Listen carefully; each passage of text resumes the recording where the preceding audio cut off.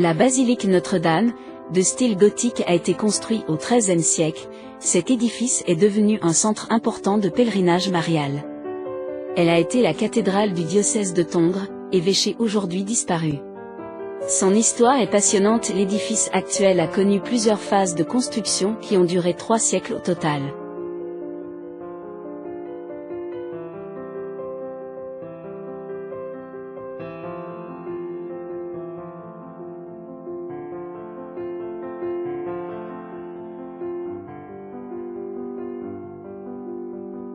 L'orgue principal a été conçu par le célèbre facteur d'orgue Le Picard.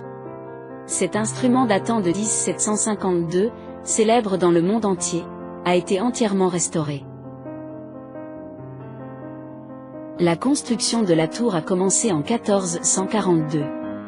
La ville l'a construite comme beffroi. Pendant des siècles, il a combiné la fonction de clocher de l'église et de tour de guet.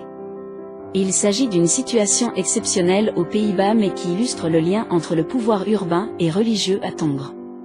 Après la première montée par l'escalier en colimaçon historique, vous aboutissez dans les greniers de la basilique. Après l'incendie dévastateur de 1677, la municipalité ne fut pas en mesure de financer la restauration de la tour et le chapitre Notre-Dame en devint propriétaire.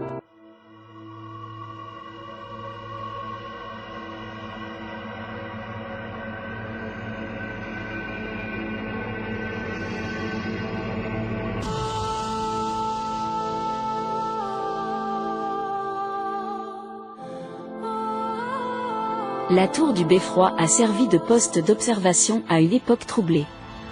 Lorsqu'un incendie se déclarait, ses cloches résonnaient dans les rues de Tongres.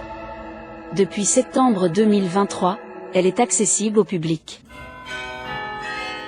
À partir du XVe siècle, la musique sur cloche est apparue dans le sud des Pays-Bas. Ces instruments donnaient une couleur locale spécifique.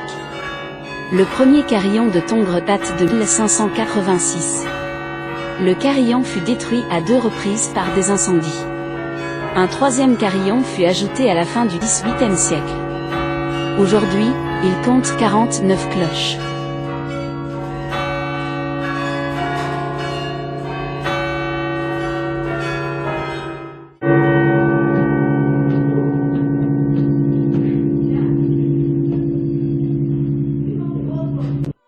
Les cloches étaient l'instrument de signalisation du paysage urbain médiéval. Elles marquaient non seulement la division du temps, mais servaient également de signal lors des cérémonies et des occasions religieuses ou pour donner l'alarme. La première mention de cloche dans l'église Notre-Dame date de 1204.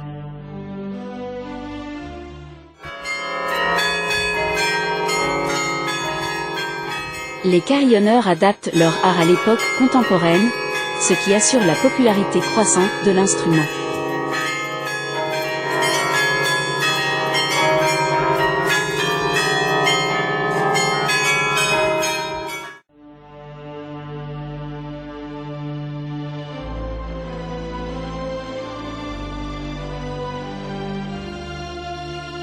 Du haut de la tour, on découvre un point de vue unique sur la ville et sur la campagne esbignonne. Le Beffroi se voit à des kilomètres à la ronde, ce qui en fit, de tout temps, un repère pour les pèlerins.